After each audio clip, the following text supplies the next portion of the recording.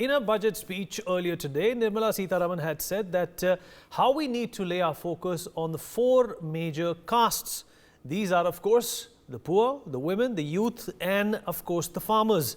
There are multiple schemes that have been, in fact, announced for the benefit of our farmers. Nirmala Sitharaman has said that how the sector is poised for inclusive, balance, higher growth and productivity says a lot about our country. Let's, in fact, listen in to what the Finance Minister had to say. Pradhan Mantri Kisan Sampada Yojana has benefited 38 lakh farmers and generated 10 lakh employment. Pradhan Mantri Formalization of Micro Food Processing Enterprises Yojana has assisted 2.4 lakh SHGs and 60,000 individuals with credit linkages. Other schemes are complementing the efforts for reducing post-harvest losses and improving productivity and incomes. All right, a number of important announcements were made, and of course, let us not forget that this was an interim budget. It is a budget which, of course, has fallen during an election year, a big election year for this particular government. There were a number of notable inclusions. There were mentions about things that have left, that have not been changed, and of course a lot of factors that the government considers to be ongoing projects. There doesn't seem to be any reason why they should be tweaked. We'll talk about this with our guest. Joining us on the show at this point in time is Mr. Sumit Peer, senior political commentator. Dr. Ramachandran Sehag, agricultural expert, joins us on the show as well. Mr. Jaikar Singh, director at Symphony Resorts, which is a chain of luxury hotels. Niharika Sondi, Managing Director of EdNet Consultants, also joins us. Vandana Singh, Director of Global Corporate Key Account Management for Saudi Cargo, also is with us on this important discussion. Thank you everyone for being a part of this conversation. Sumit Peer, if I can begin with you and if you can hear me. Loud and clear. All right. Well, Sumit, you know, the Gyan factor that the Prime Minister, in fact, articulated a few months ago, which is, of course, comprising of the new caste system, has become sort of a blueprint, not only for the ruling government and the Bharatiya Janata Party, but when it comes to Modinomics as well. There seems to be a lot of impetus which is being put to the Yuva, to the Nari, to the Annadata, and the Garib as well, from the Awas Yojana to the infrastructure announcement to, the railway system and the connectivity in Tier 2, Tier 3. This seems to be a budget or a plan which has omissions, but at the same time, it has done more than what's required to be done for an interim budget to placate everyone. Vinny, thank you very much for having me on your show on this important telecast today. Well, it is the good thing about Prime Minister Modi is when he begins something, he knows where exactly it's going to end. His calculation is a reverse calculation. He doesn't think for a year. He doesn't think for 6 months. He doesn't think for an interim budget of 4 mahine ka hai, kya karna hai. He's thinking for 50 years of vision. And based on his 50 years of vision, he's trying to put the pieces together. What will be done in first year, what will be done in second year, what will be done in third year. If you look at how NDA has planned its things from a fragile 5 to top 5, and if you look at all the economic parameters, and if you look at these new 4 so-called castes, what we tell them, now the focus is everywhere. If you look at the 26th January, what was our message to the world? Nari Shakti. Empowerment of Nari, which no country on planet Earth has done. There are people who talk to us about gender justice. There are people who give us lectures on equality index and inclusion of women workforce and all. But when it comes, push comes to shove, who is the country who could have exhibited the kind of Nari Shakti we did? Now, if you talk of youth, Vineet, we have trained 1.4 crore youth in Skill India. Now we have upgraded around 50 crore youth. If you talk of Mudra Yojana, if you talk of Nari, 25 crore Mudra Yojana loans, most of them went to Naris. If you talk of Pradhan Mantri Awas Yojana for the Garib, there are around 3 million houses which have been already given. 3 crore makan de chuke, and the plan is to give around 5 to 6 crore houses. Which country on planet Earth has done that? The kind of investment, if you look to the investment to GDP ratio, the India has the highest in the world today. The kind of infrastructure development which is happening in India is the highest today. We have more roads than United States of America. We are building 1 kilometer of road in 1 hour today. If you look at Atmanirbhar Bharat, we are talking of LCA, LCH, we are talking of barrage of missiles, rockets. We are also talking of semiconductors. We are from a net mobile importer, the second biggest exporter of mobiles in the world. And when it comes to the budget, what I like today, if you look up the Kisan Samman Nidhi, if you talk of the DBT transfers, highest in the world, if you talk about the number of Jandan accounts opened, highest in the world, and they're all functional and operational. 2.7 lakh crores of money is now as a savings in Jandan accounts. Do you believe it? 2.7 lakh crores in Jandan accounts. If you talk of the DBT, who is in this kind of a DBT, and what is the money you saved? How many Farzi ration cards, how many Farzi those, dead people walking or the ghosts in the past have been eliminated from the system?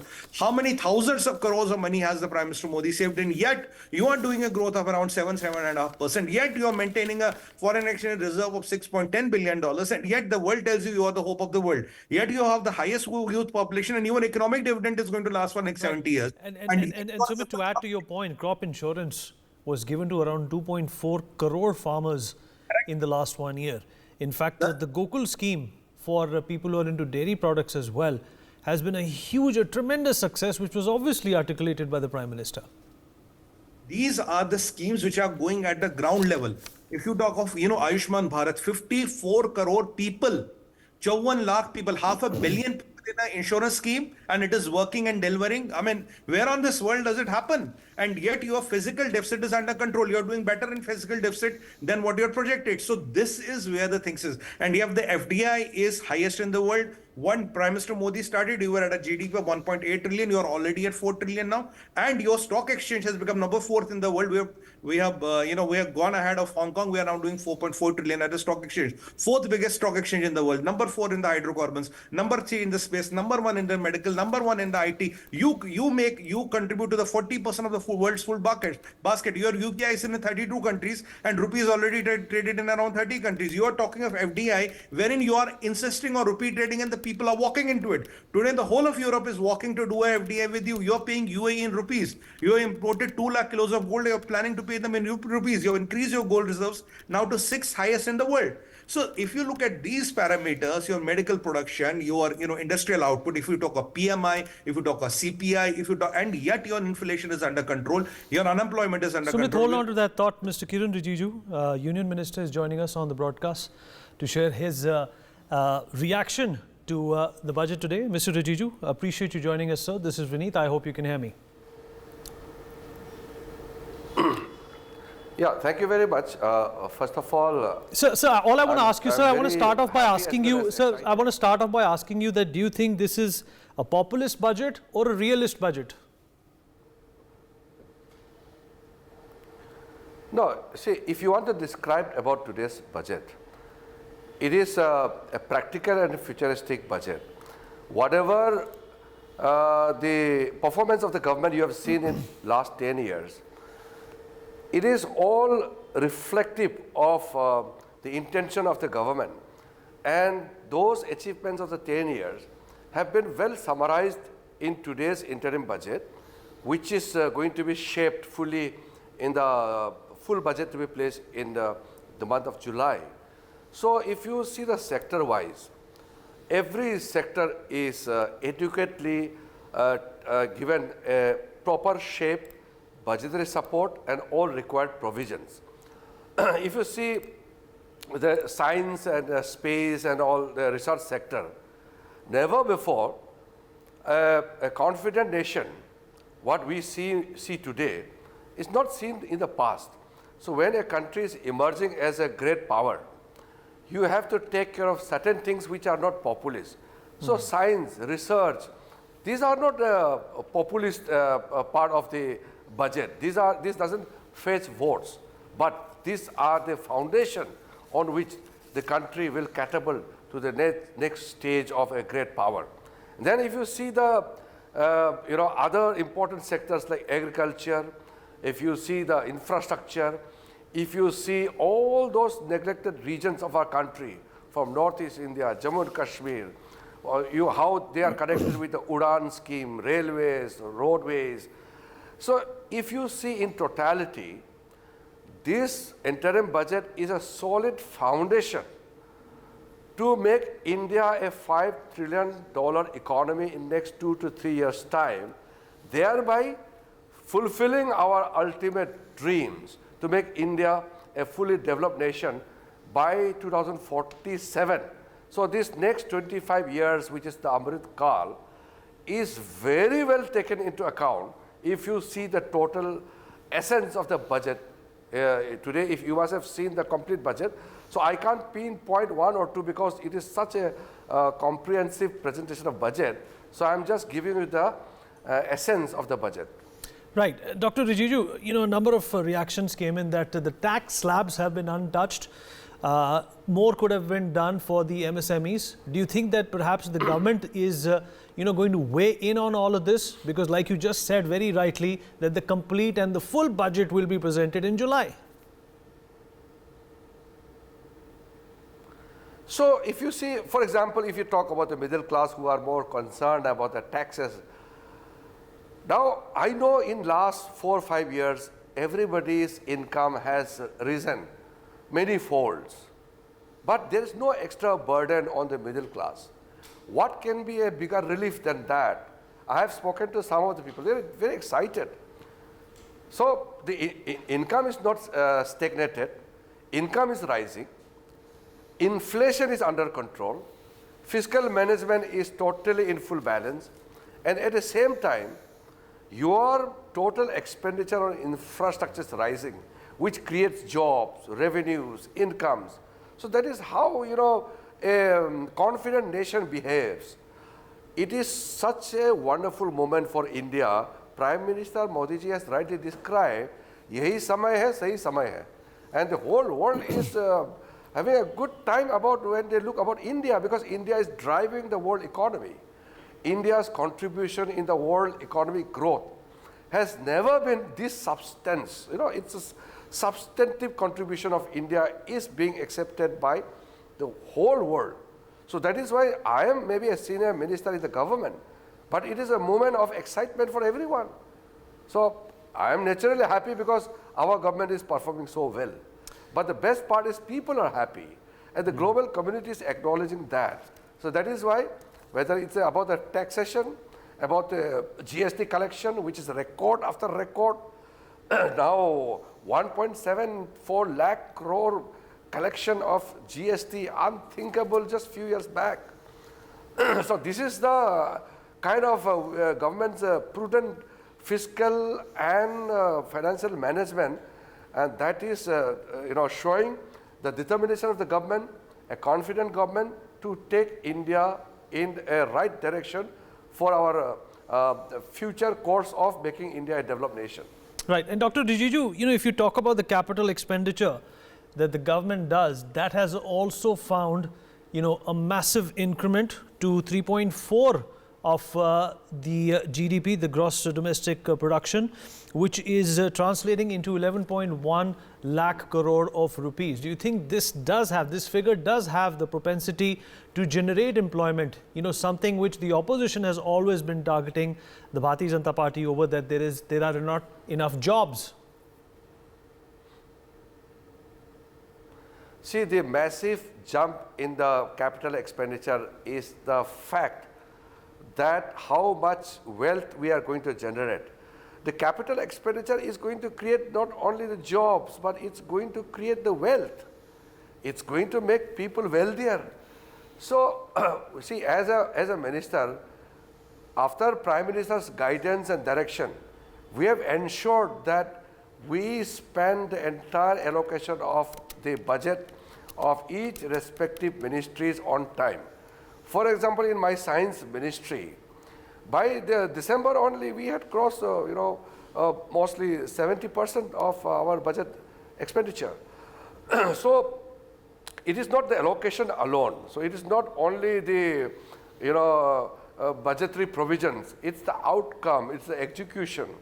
So whether you see the capital expenditure rise or our other recurring expenditure, there's no crisis. The country is being managed in such a professional manner that India's economy is the most stable economy in the world.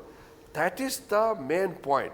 That is why I don't want to break into all structural issues and other sectoral matters. So if you see the totality of the budget, this is one of the finest ever budget, and this interim budget is such a confidence generating budget that I feel proud to be part of the government.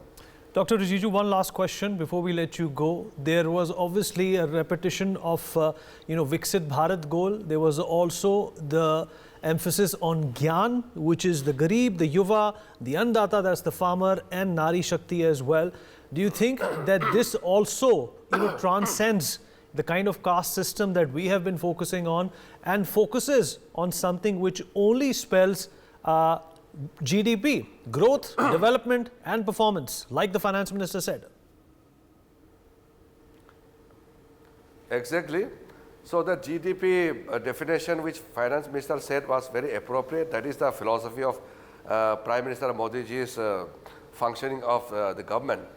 So as you also had mentioned, we are not breaking things into compartment. The entire approach is comprehensive. So the foundation is under 4 pillars, like poor, the farmers, and the women, and the youth. So these 4 foundation, which Prime Minister said are the pillars of Viksit Bharat, they are happy. So whether you see the sports persons, you see the scientists or the armed forces for them like ORAP, or you meet the farmers, or you meet entrepreneurs, startups, all sectors across, everybody is excited about this budget. Dr. Rijiju, appreciate you taking out the time and speaking with us, and congratulations once again on this budget, and all the best for the Lok Sabha election, sir. Thank you so much. All right, let me also rope in Dr. Vandana Singh, Director Global Corporate Key Account Management for Saudi Cargo as well. Vandana, appreciate you taking out the time and speaking with us. You heard it from the Minister himself. He sits at the helm of affairs of what this government is doing. Your initial observations about this budget, when we talk about your area, the last mile connectivity is something that this government has worked very hard on. The number of airports has doubled in the last few years. Even if you look at the Vande Bharat Express and how people are, being inclusively, involved in, having a better life, this government has done it all. What did you make of, the budget today, and were there any omissions that you would like to point out today, especially in the aviation sector? Thank you, Vineet, for having me here. I should first congratulate the government itself. I think it was a very clear, concise and confident interim budget. Perform, reform and transform, as our Prime Minister says. And as the fastest growing economy in the world, and the 3rd largest as far as domestic aviation is concerned, just after United States and China, I think we are there. We are the talk of the world. We are the hope of the world, and we are right there where everybody is looking up to us. Specifically, looking at the tourism sector, looking at what our finance minister was stating today. Something very important. 74 airports going up to 149 airports. And then the aim is to go up to 220 airports in India by 2025. Now that is really bright, and that is something that we really, really look forward to.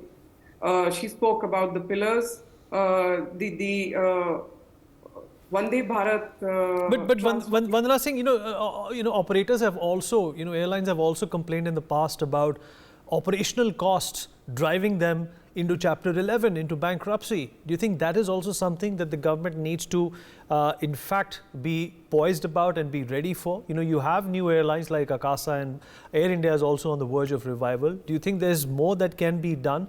The private sector is looking, for some concessions from the government so that, the industry doesn't collapse. I should say that the government, the Ministry of Civil Aviation, is really looking into this aspect, because we have brought it up together collectively. And yes, there has been some which have gone, such as Go Air, which was the latest one. But on the other hand, what is happening with the Air India Express and the Air Asia merger, the Air India and the Vistara coming together, the Akasa, the order of 1,000 aircrafts, I believe everything can be managed very well by us. Not only do we have the most professional pilots, we have the most professional staff when it comes to IT, when it comes to developing infrastructure, when it comes to developing skill sets. I think we are there. So we need that kind of impetus. Of course, the figures will roll in later in July, but we need to see that little bit of budget increase coming in for us to really improve on these skill sets, to get the infrastructure rolling, to get the new airports rolling, to get the multimodal transportation set rolling. We need all of that, but everybody is ready, and we are looking really forward to it.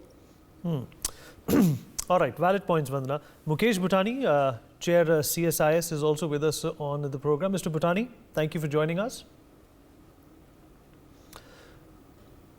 Mukesh Bhutani?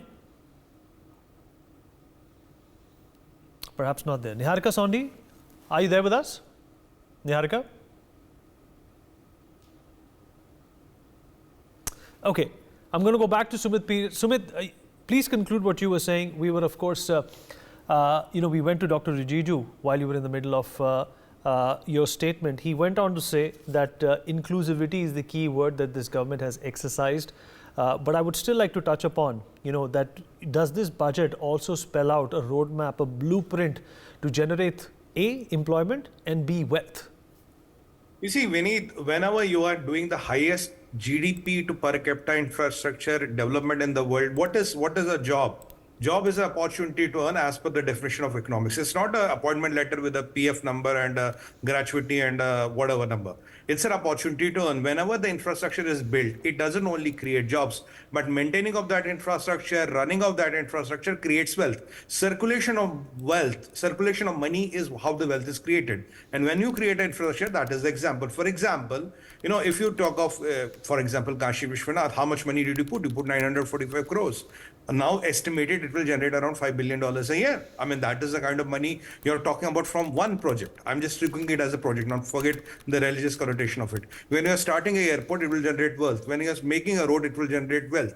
So if you look at when the money is spent, it generates wealth. Second thing is what is very important is that the opposition does not seem to understand the basic logic. Look at the unemployment rates in US couple of months back. Look at the FedEx rates in record the interest rates in US now from 0.5 it has almost gone to 5.5. Our interest rates are stable.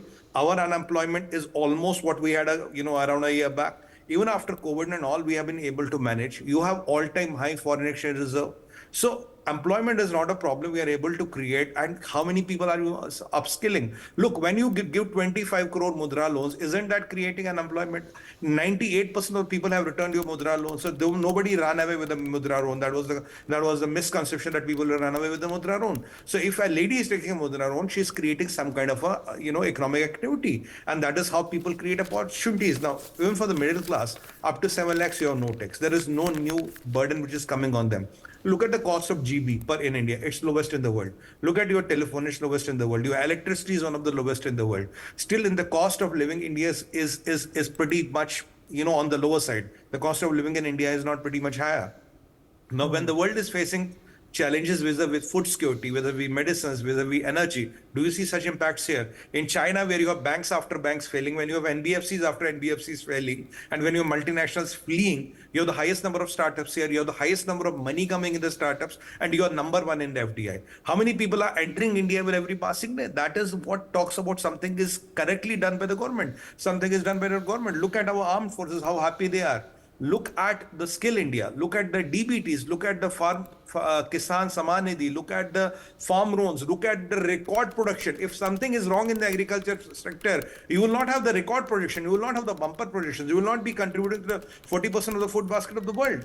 Where in our banking system you had a problem when Prime Minister Modi came to power, 80,000 crores of loss, 80,000 crores of loss. The banks were on the verge of collapsing. Given NPAs were 14.5%. Look at today, NPAs are less than 4%, and you have 1 lakh crores of profit in the same banks.